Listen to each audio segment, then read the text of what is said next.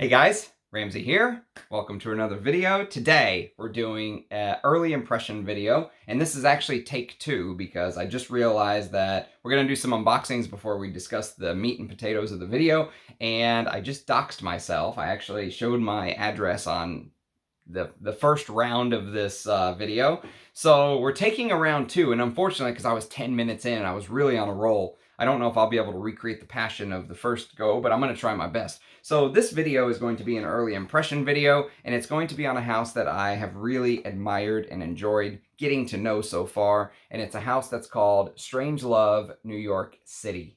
Now, Strangelove New York City is a brand that was founded by a woman named Elizabeth Gaines, who has very kindly agreed to come on the channel and chat with us perfume nerds. And she knows that we have a smaller channel, but she doesn't care. You know, she just wants to talk to people who have a passion and love for perfume, and I really appreciate that. And so I've tested a couple of these. If you go watch my blind sniffing videos, there's only 4 or 5 videos. One of them, I did a blind sniff of Dead of Night. I think that was thanks to Armando. He sent me Dead of Night, and that kind of got the ball rolling on this Strangelove New York City. Believe it or not, that kind act by him sending a couple blind decants led to more people talking about Strangelove New York City with me and how you know much they end up loving the brand. Rachel says it's in her top 5 brands of all time. And then one of our fine fragrance friends actually got me in touch with Elizabeth and set up the whole interview idea. And then very kindly, Rachel stepped up and bought me this. So she bought me the set. It's 5. They only have 5 fragrances, and they go all the way back to 2014, if memory serves. So they've been around for a while. Yeah, 2014. They've been around for a while. They're not just pumping out perfumes every couple months, which is very pleasant to see. It's good to see a brand take their time. I do wish they would put more stuff out from smelling this because it's quality stuff. And this has been on my wrist now for about 4 hours. And this is an early impression, so keep that in mind. First real wearing that I've given it. But it's not a first impression, it's an early impression of Melt My Heart. That's what we're going to talk about today. And of course, Christophe Laudamiel is the perfumer behind all of these, I believe. And so also, if you're interested in hearing about my take on Fall Into Stars, I did a live stream yesterday. At the end of that live stream, the last 15-20 minutes or so, I actually put Fall Into Stars on my wrist and gave it kind of an early impression. And interestingly enough, Fall Into Stars is a fragrance that has this indie feel to it with the oud, but it also has this space in the fragrance. You know, it feels like there's separation in the notes. Get it? Fall into stars and space, stars and space, but there is this space between the notes, and Christophe Laudamiel did a fantastic job of giving the fragrance space to breathe, which some indie fragrances don't have. And I really enjoyed it. That pink pepper does make it seem like there's a little bit of a designer tilt to it. Although it feels very indie, that pink pepper gives it this slight designer, like vibe. And I think it would be a fantastic starter oud fragrance. Like if someone wanted an oud, maybe to take the next step up from YSL's M7 Oud Absolute, or you know, Tom Ford Oud Wood or something like that. They want to kind of take the next step. Fall Into Stars is brilliant because, you know, you get that real oud accord for the first half an hour, 45 minutes or so, and it does linger a little bit, but it really tends to become so wearable. And, you know, you can start to dip your toe into the water without jumping in with both feet. I think it's a great starter oud fragrance. I don't know if I would buy it at this point in my journey, especially with my appreciation for brands like Bortnikov and Areej Le Doré and Ensar Oud, which we'll talk about more on the channel in the coming weeks and months. But I think it's a fantastic fragrance. Everything I've smelled from the house so far I've been smitten with, and Melt My Heart is no different. But before we get into that, we're going to do Scent of the Day, and an unboxing, a double unboxing. We'll pretend I unboxed the one I just already unboxed on the previous video before I dox myself. So, this is, my Scent of the Day is a very special Scent of the Day for me. It's the first time I've ever worn this, and I will tell you, I am in love. I'm not going to beat around the bush. I'm not going to be political. I'm just going to tell you that this is one of the best fragrances I've ever smelled, ever, in my entire fragrance journey. Just straight to the point. It is Guerlain's Val de Nuit Extrait, the Pure Parfum. Okay, whoops, sorry, the Pure Parfum. And if you take a look at the bottom, you can see it actually says copyright 1983. So this is an older bottle. So I don't know what the new stuff is like. All I know is this is one of the most stunning fragrances I've ever smelled. It's, for me, it's head and shoulders better than the Eau de Toilette, because the Extrait has this, balsamic, resinous, tart feel to the greenness. You know, Val de Nuit is all about that galbanum. It's one of the first fragrances that really highlighted the galbanum, from what I know. I mean, I'm sure there's fragrances that used galbanum before Val de Nuit, but Val de Nuit put galbanum on the map. After that, it was Miss Dore and all that stuff, and it just snowballed from there. But God, the aldehydes, the iris, the orris root, the spiciness, the sandalwood in here, and of course that Guerlain vanilla. No one does vanilla like Guerlain. No one. Guerlain is the greatest vanilla. You know, you take stuff like Shalimar, take stuff like Metallica, which I would love a bottle of Metallica, or even a decant. You know, it's so hard to find. So yes, Val de Nuit Extrait is my scent of the day. And what's crazy is I sprayed this like 11 hours ago, and I can still smell it clear as day. It's so beautiful. You know, it's not, you know, amber woods and Mideastern style screaming fragrances. It's so beautiful and yet elegant. It lasts forever because it's an Extrait. I've just been in heaven wearing this today. It is a newer acquisition for me, but, you know, I had the Eau de Toilette for a long time, but the Extrait is... I mean, this competes with the best of the best of the best. I mean, put this up against any niche brand nowadays, and I don't think they can do stuff like this. I think they wish they could do stuff like this. This is so, so special. So, Val de Nuit Extrait, my scent of the day. Unbelievable. Unbelievable.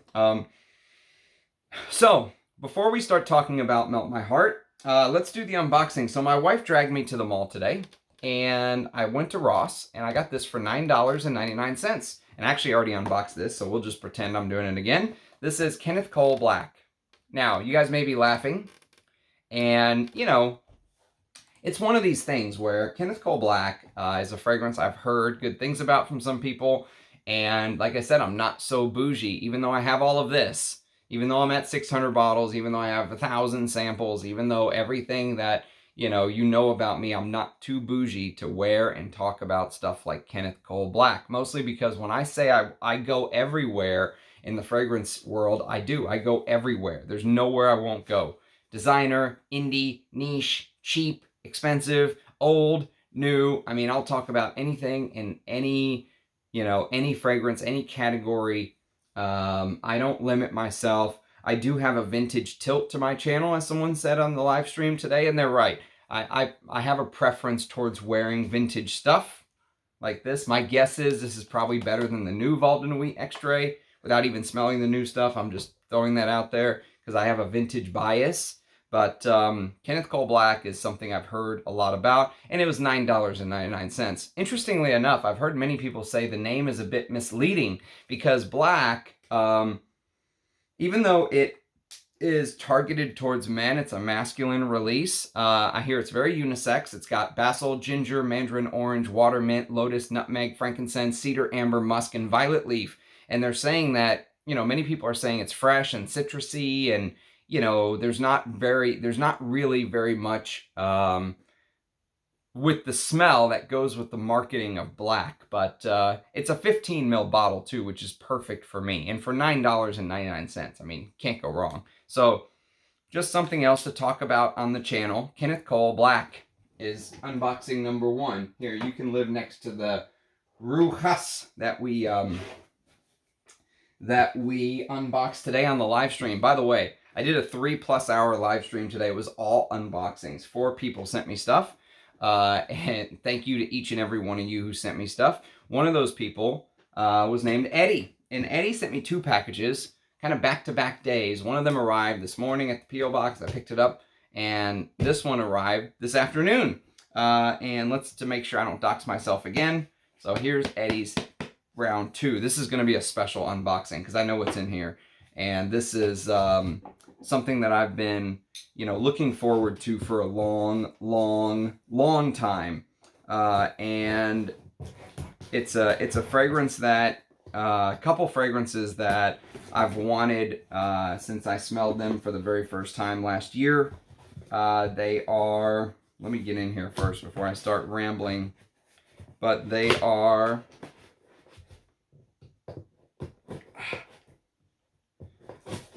Eddie knows how to wrap a box, I'll tell you that.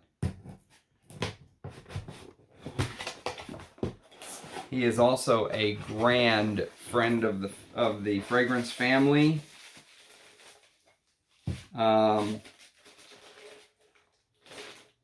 So this first one, we'll do the Discovery Atomizer first. They're both so amazing, so special. I mean, I'm just teeming with joy that I was able to get these. He was very kind to me as well. As far as the pricing, he could have probably twisted my arm a lot more. He didn't, so thank you, Eddie. You're definitely a friend of the channel. You are an honorary senator of Channel Ram. So this is Chinese Oud by the great house of Areej Le Doré by Russian Atom. And look at this presentation. So you talk about presentations, right? And, each and every house has to make a decision on presentation. Do they just put it in a stock bottle, right? Like all of these houses that LVMH owns are doing. The new Guerlains all go in the stock bottle that used to be the L'Oréal bottles. The Celine bottles all go in a stock bottle. The LVMH bottles all go in a stock bottle because it saves them money. Or do you do something like this? Look at this. This is Chinese Oud. This is the decant. Look at the attention to detail. That is, it feels like it's carved into the wood, It's not, but it feels, well, maybe it is carved into the wood legit. I don't know how they did this, but it's absolutely beautiful. What a presentation. I know Russian Atom has talked about his desire to have the most beautiful bottles on earth. Because bottles mean something. That's, you look at, whenever you have a bottle, I mean, look, it looks like that's actually from a piece of wood. Look at that. Fuck. Sorry to curse. My God, man. I mean, it almost brings a tear to my eye how beautiful. Honestly, it is. I mean, his work is,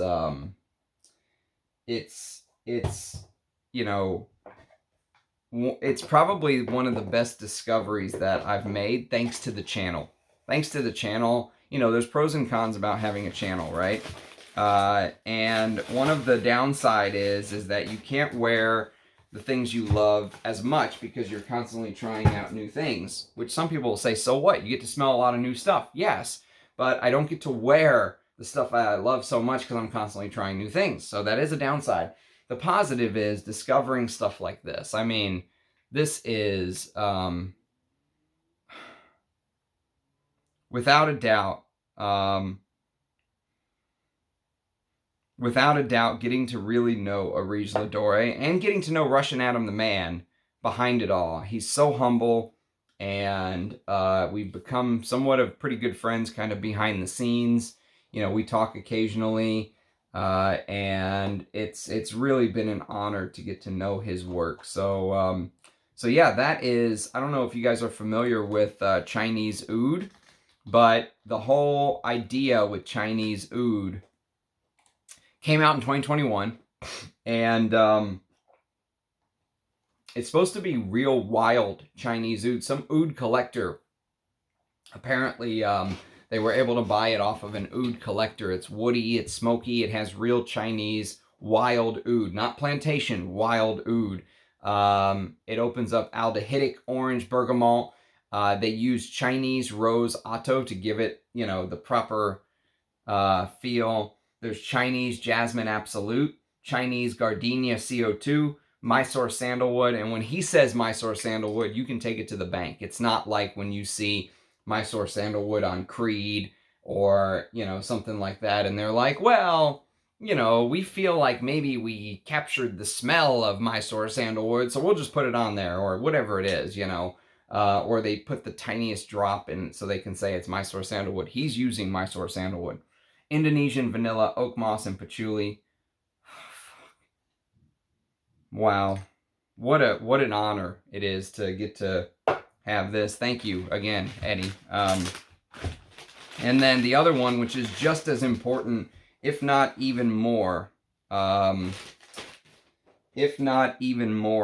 this is one of my favorite Areej Le Dorés of all time. Yeah, it's one of my favorite Areej Le Dorés of all time. It's one that I've been looking for a very long time. Go watch I have early impression videos up on both of these actually. But here is the packaging. Look at that. I mean, just stunning, right? And this is the bottle. Antiquity. So Antiquity, and you can see the precious stone on top. So Antiquity, what I remember saying whenever I did a video on Antiquity, okay, is that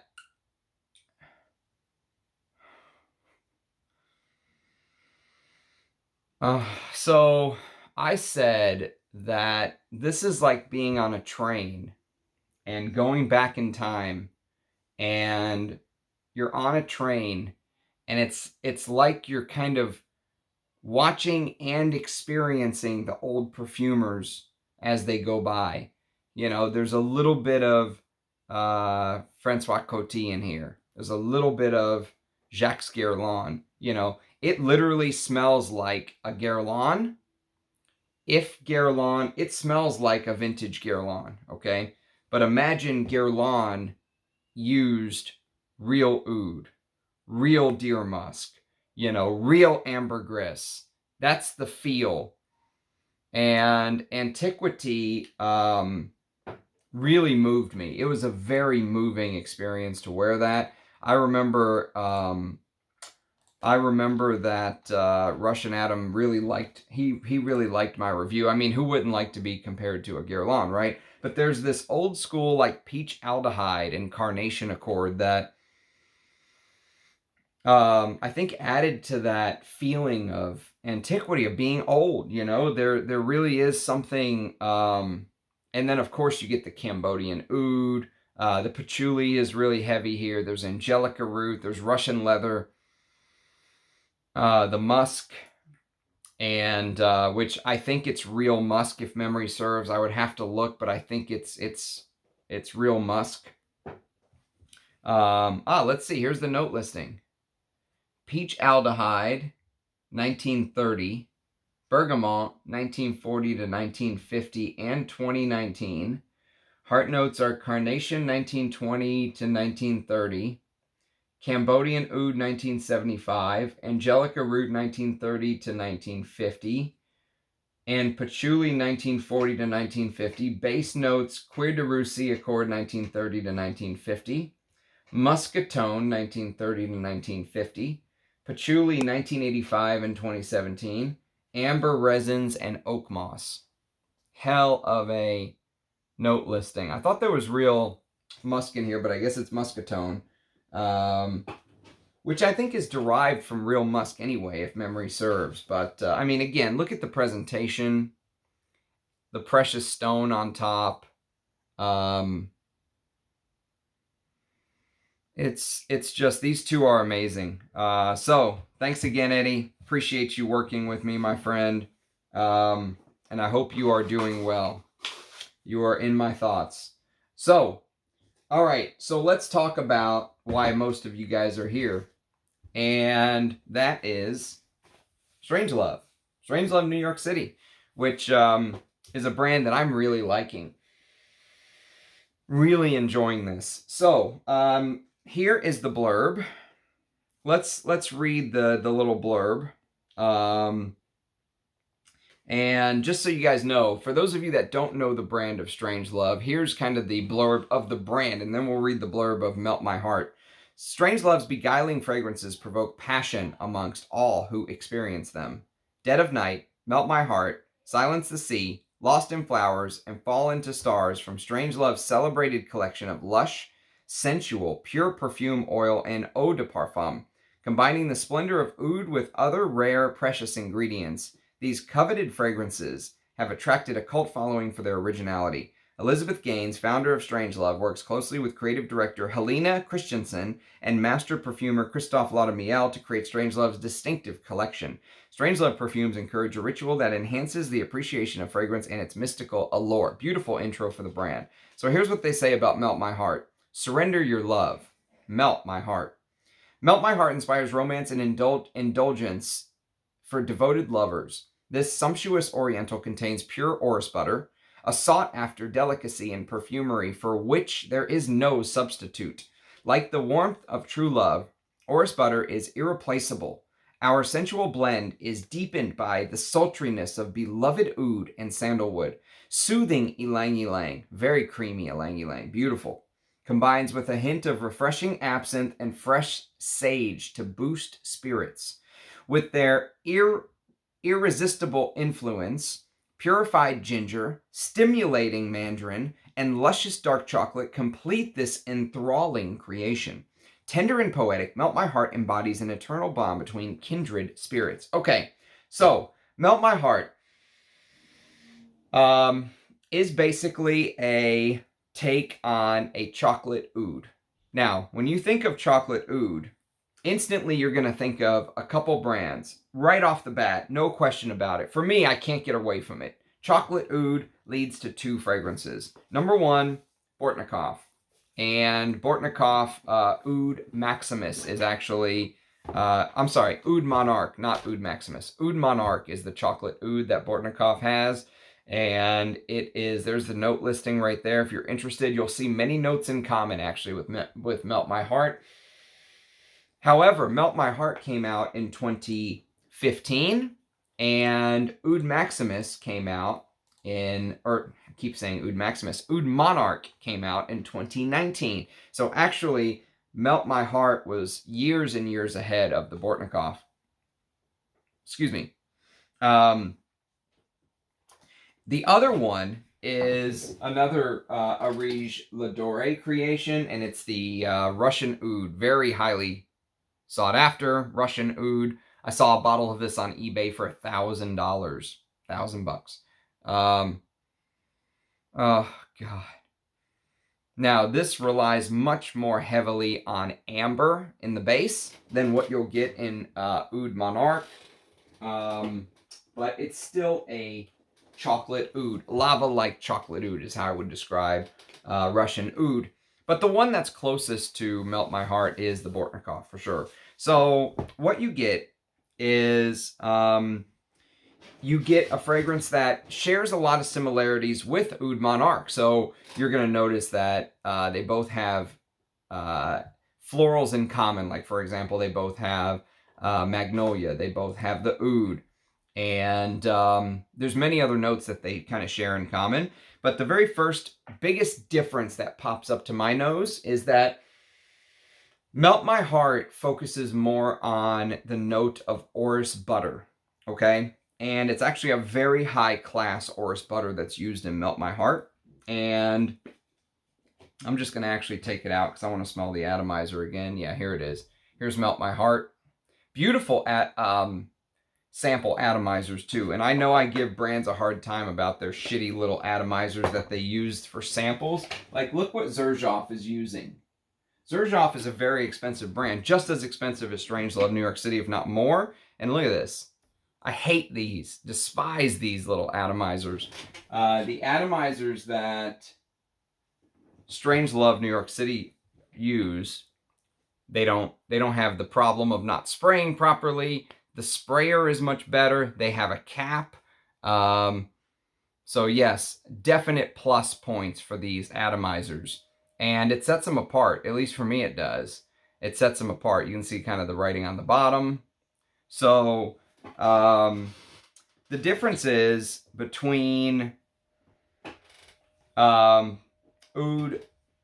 Monarch and Melt My Heart is that focus on the orris butter. And it's a big difference. Actually, the focus on the orris butter is so much that it actually reminded me of this. There's a fragrance that I just reviewed recently from a brand that's a new brand that I'm very smitten with. Not just because Eugene is a friend either, but also because the fragrances are amazing. And I guess I should have tried to find this before I did this. Let's see if I can find it real quick. Because I know they're in here. Yeah, I'm not gonna be able to find it fast enough, I don't think. But there's a fragrance. Ah, here it is. Yes. Okay, so there's a fragrance by the house of Les Abstraits, and it's called Belle Âme. So imagine, I want you to imagine if you're familiar with Belle Âme. Belle Âme is this salty orris butter fragrance that really feels like you're being wrapped in a blanket, like you're sitting in your living room by yourself.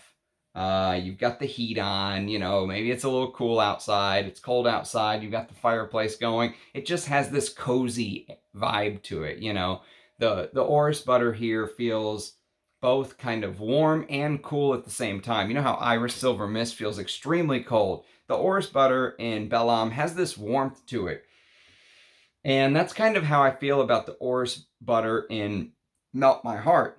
And I just want you to imagine, if you've ever smelled Belle Âme, imagine Belle Âme with some oud added. And you're kind of in the territory of what you get from Melt My Heart. Belle Âme actually, of course, came out in 2022. So it's many, many years after Melt My Heart. But it's a great example of just how much the focus is on the orris butter. Because the orris, I think, is the biggest part of Antoine Lee's Belle Âme. And there is also something very comforting, I would say, in the salty chocolate vibe. And it's salty chocolate with oud. And, you know, the salty chocolate really feels, you know, you can really focus on that chocolatiness and you can really focus on the orris butter. And those are kind of the notes that come to the forefront with Melt My Heart, which they do not come to the forefront on the Bortnikov. The notes that come to the forefront on the Bortnikov are the florals, the oud, definitely the oud. The oud is much more amped up, which we'll talk about later with Oud Monarch. The oud is much more amped up. And there's also notes like, for example, Oud Monarch, there's an animalic touch. So there's this civet that's added in Oud Monarch. So I prefer, if you know my taste, I prefer the heavier animalics. I have a nose for animalics, as I like to say. Melt My Heart, for somebody that doesn't have this lust, this love for animalics like I do, like it's never enough. I always want more oud, more civet, more castoreum, more ambergris, more real musk. I always want more. It's like this addiction of mine. And if that's not you though, if you're someone that goes, man, I just really want a fragrance that's kind of in this category. I don't want the oud to be skanky. I don't want the civet to be noticeable. There is no civet here. I just want to kind of enjoy this gourmand-like dark chocolate vibe. Melt My Heart is a beautiful creation. It's a splendid discovery for folks that don't have the nose for animalics like I have.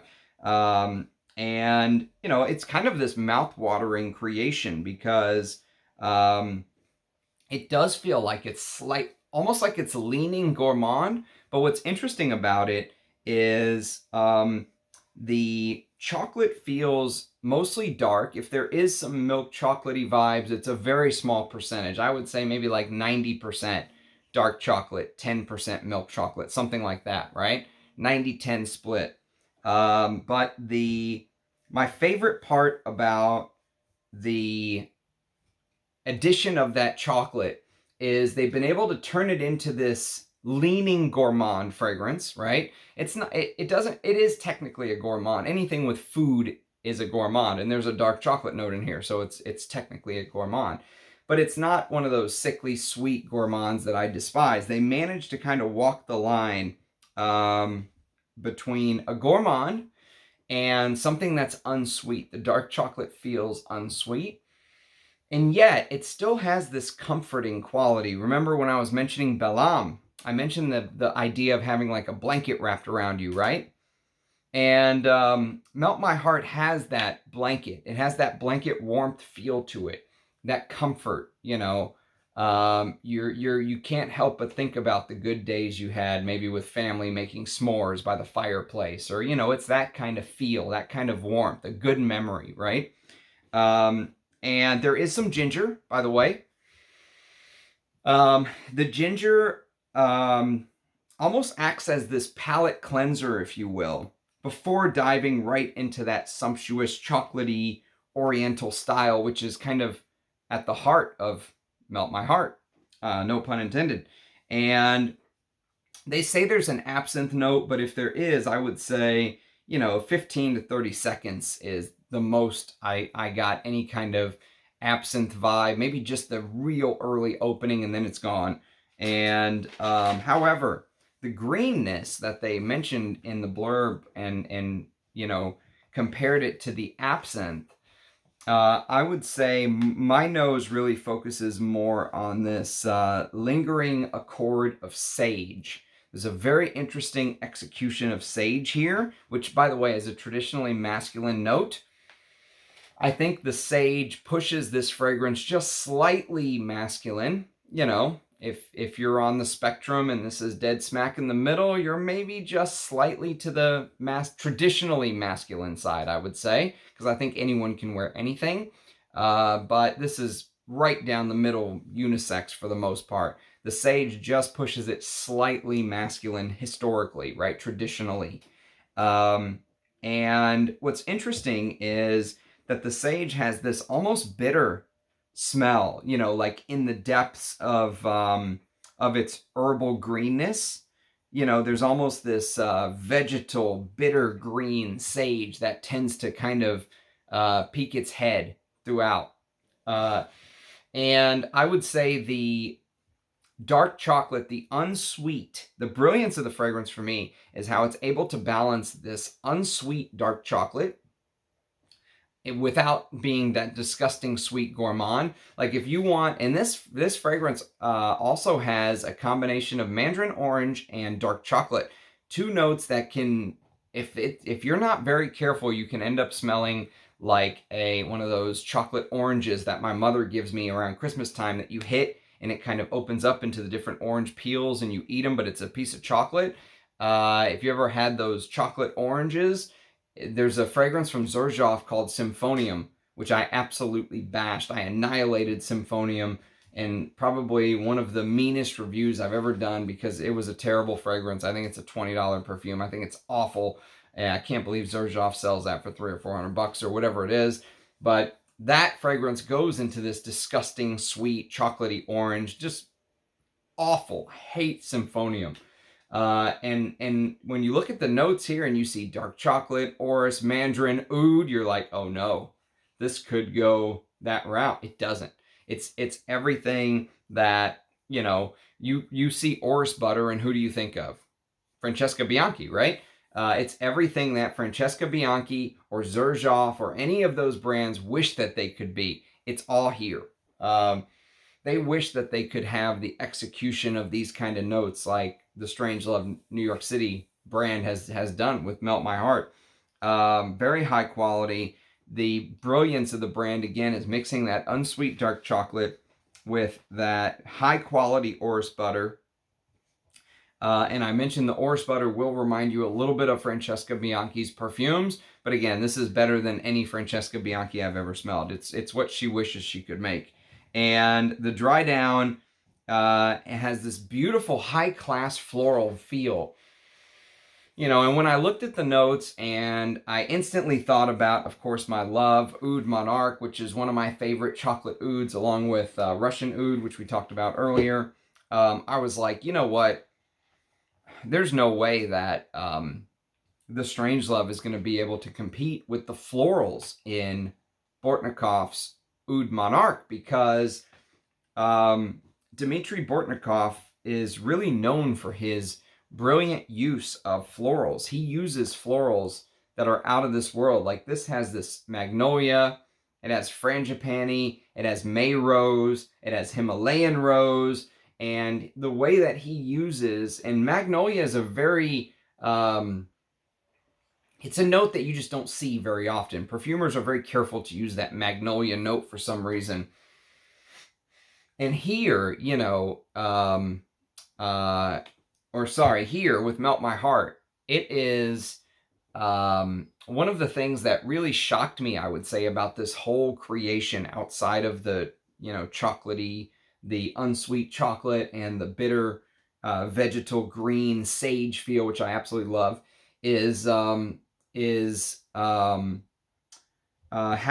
they were able to use the florals in such a way where it really competes head to head with the brilliance of the florals in Oud Monarch, which many people, when they talk about Oud Monarch, you get lots of people that talk about the chocolate, they talk about the oud, they talk about the animalics, right? Those are the big things. Some people talk about the castoreum. Very few people talk about what a brilliant producer of florals Dmitry Bortnikov is. So to have Melt My Heart compete head to head with the florals in Oud Monarch was one of the things that really shocked me. I was not expecting that at all.